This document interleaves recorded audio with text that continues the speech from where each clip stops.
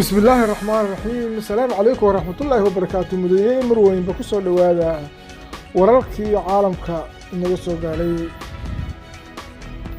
هل كان وايدا عدا متشرنك صوت حيس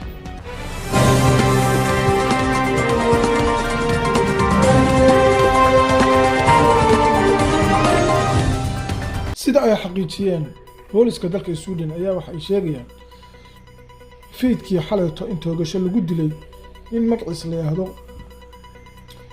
Salwan Momika oo ahaa ninkii nin u dhashay dalka Ciraaq oo caan ku noqday gubitaanka kitaabka Qur'aanka Kariimka ah.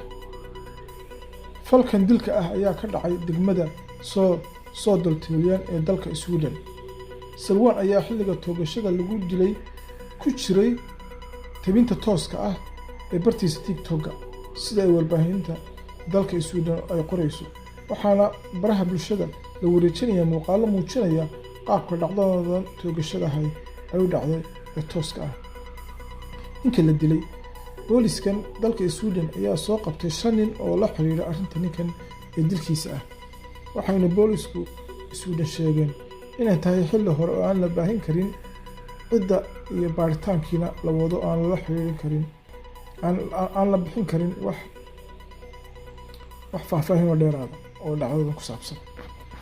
wixii ka soo kordha arrimaha caalamka dhaca dhamaantood waxaan jecelahay xagga aan idinku soo gudbino waanagoo ah bartiina YouTube-ka soo dalxiis fadlan nagu caawima subscribe-tiga iyo like-ta iyo share-ka wixii caalamka soo kordhana waa idin soo cusub doonaa sida ugu xisaab badan iyo waqtigeeda iyo tiimkeeda. السلام عليكم ورحمة الله وبركاته.